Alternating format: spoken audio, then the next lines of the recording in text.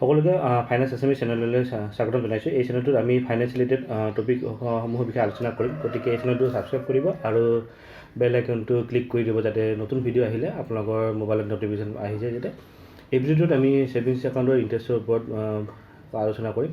বৰ্তমান সকলো বেংকে ছেভিংছ একাউণ্টৰ ওপৰত ইণ্টাৰেষ্ট ৰেট কমাই আনিছে। বৰ্তমান দেখিছেই চব, বৰ্তমান কৰোণা ভাইৰাছৰ কাৰণে ইকনমিক অৱস্থা বহুত বেয়ালৈকে গৈছে।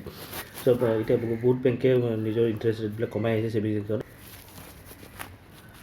এতিয়া যেনেকৈ ছেভিংছ একাউণ্টত SBI আগৰ 3%, 3.5% ইণ্টাৰেষ্ট দি আছিলে, কিন্তু এতিয়া বৰ্তমান গোটেই কমাই 2.70 কৰিলে। তথাপি কিছুমান প্ৰাইভেট বেংকত নতুনকৈ কিছুমান স্মল ফাইনেন্স বেংক আছে যিবিলাকে পাৰ্চনেললৈকে ইণ্টাৰেষ্ট দিয়ে। আমি এই ভিডিঅ'টোত সেই কিছুমান বেংকৰ বিষয়ে আলোচনা কৰিম। আহক এই ভিডিঅ'টো আগবাঢ়ি যাওঁ।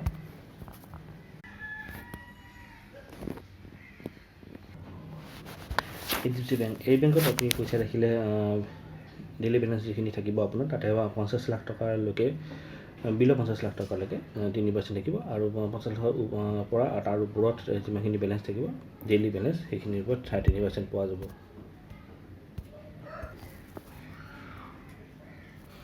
ICICI বেংক, এই বেংকত বেলেঞ্চ ৰাখিলে মিনিমাম বিল' 50 লাখৰ ভিতৰত থাকিলে একেই আগৰ HDFC বেংকত সমানে পায় 3%, আৰু 50 লাখ বা তাতকৈ ওপৰত ৰাখিলে 3.5% দিয়া যাব। 1 লাখ টকালৈকে 4% ইণ্টাৰেষ্ট দিয়া যাব, আৰু এবাৰ 1 লাখ to 10 লাখ, তাৰমানে 1 লাখ টকাৰ ওপৰত যিখিনি বেলেঞ্চ থাকিব আৰু 10 লাখ টকালৈকে তাতে 5%, আৰু তাতকৈ যদি আপুনি বেছি ৰাখে এবাৰ 10 লাখ, তেতিয়া 6% ইণ্টাৰেষ্ট পাব। এইটো বেংক কোটাক মহিন্দ্ৰা বেংক। এই বেংকত বেলেঞ্চ ৰাখিলে ছেভিংছ একাউণ্টত 1 লাখ টকালৈকে ইণ্টাৰেষ্ট 3.5% দিয়া যাব, তাতকৈ 1 লাখৰ ওপৰত ৰাখিলে 4%। য়েছ বেংক, ইয়াতে আপুনি 1 লাখ তলত ৰাখিলে 4% দিব, 1 লাখৰ পৰা 10 লাখ টকা ৰাখিলে 5%, আৰু 10 লাখৰ পৰা 300 কোটি টকালৈকে দেখুৱাইছে 6% পাব।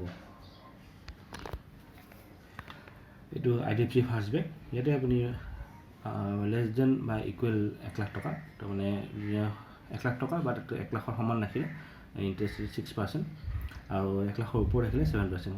এই বেংক বাকী আগৰ আলোচনা কৰা বেংকবিলাকতকৈ এইটো বেংকত অলপ ইণ্টাৰেষ্টটো বেছি।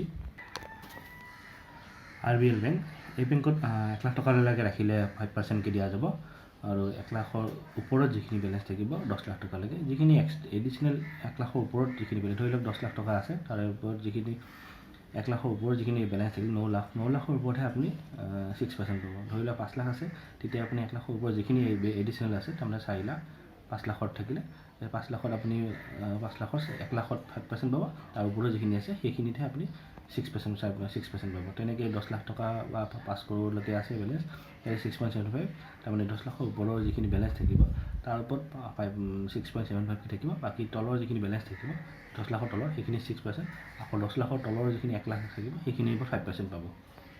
ইনক্ৰিমেণ্টেল বেলেঞ্চ যি লিখিছে তেনেকৈ বস্তুটো বুজোৱা গৈছে, যিখিনি ওপৰত এডিশ্যনেল যিখিনি বেলেঞ্চ ওপৰত থাকিব সেইখিনিতহে সেই বেলেঞ্চটো দেখুওৱা পাব, তাৰ তলত যিখিনি বেলেঞ্চ থাকিব সেইখিনিৰ ওপৰত নৰ্মেল যিটো ৰেট আছে সেইটো পাব।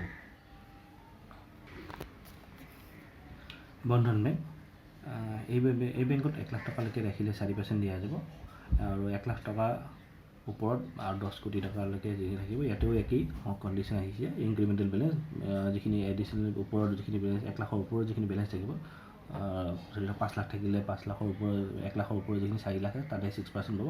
বস্তুটো তেনেকৈ ইনক্ৰিমেণ্টেল বেলেঞ্চ মিনিংটো তেনেকৈ বুজাই গৈছে। আৰু 10 কোটিৰ পৰা 50 কোটি থাকিলে ইনক্ৰিমেণ্টেল বেলেঞ্চখিনিত 6.55, আৰু 50 কোটি তাৰ ওপৰত ইনক্ৰিমেণ্টেল বেলেঞ্চখিনি থাকিব 7.15, তাৰমানে যিখিনি 50 কোটি থাকিব, 50 কোটিৰ ওপৰত যিখিনি বেলেঞ্চ থাকিব সেইখিনি 7.15, 50 কোটিলৈকে যিখিনি থাকিব সেইখিনি 6.55, আৰু 50 কোটিৰ পৰা 10 কৰোৰ যিটো লিখিছে 10 কৰোৰলৈ, তাৰপিছত 10 কৰোৰ তলত যিখিনি বেলেঞ্চ থাকিব তাতে 6% আহিব। এইটো হ'ল জনক স্মল ফাইনেন্স বেংক। RBI নতুনকৈ কিছুমান লাইচেঞ্চ দিছে স্মল ফাইনেন্স বেংক নামত। এইবিলাক বেংকত অলপমান ইণ্টাৰেষ্টটো বেছি।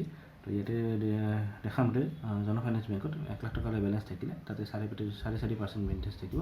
1 লাখৰ ওপৰত আৰু 10 লাখৰ তল ভিতৰত থাকিলে যিখিনি ইনক্ৰিমেণ্টেল বেলেঞ্চ থাকিব তাৰ ওপৰত 5.5 তাৰমানে 1 লাখৰ যদি আপোনাৰ 10 লাখ টকা বেলেঞ্চ আছে 9 লাখৰ ওপৰত 5.5 পাব, বাকী 1 লাখৰ ওপৰত 4.50 পাব।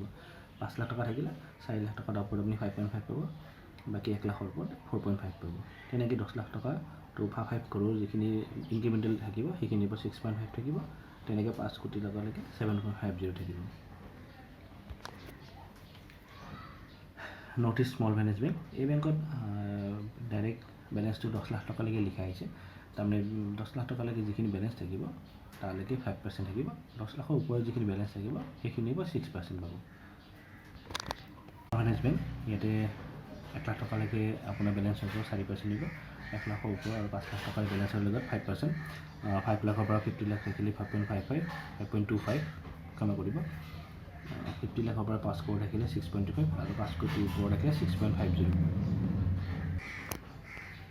উৎকৰ্ষ স্মল ফাইনেন্স বেংক, ইয়াতে 25 লাখ টকালৈকে যিখিনি বেলেঞ্চ থাকিব আপুনি যিখিনি গোটেই বেলেঞ্চখিনিৰ ওপৰত আপ টু 25 লাখ টকালৈকে গোটেইখিনিৰ ওপৰত আপুনি 7% পাব।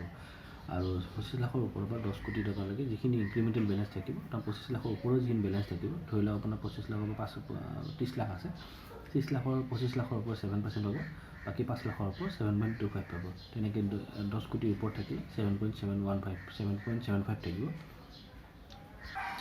এই ভিডিঅ'টোত আমি কোনো সম্পূৰ্ণ এডুকেশ্যন পাৰ্পাছৰ কাৰণে বনোৱা হৈছে। ইয়াত কোনো বেংকৰ হৈ আমি প্ৰমোচনেল কৰা নাই, আৰু আমাৰ উদ্দেশ্য এটাই যে আপোনালোকক সজাগ কৰা আৰু ইণ্ডিভিজুৱেলি আপুনি নিজৰ ডিচিশ্যন ল'ব পাৰে যাতে। এই ভিডিঅ'টো ভাল লাগিলে আপুনি লাইক কৰিব আৰু আনৰ লগতো শ্বেয়াৰ কৰিব। ধন্যবাদ।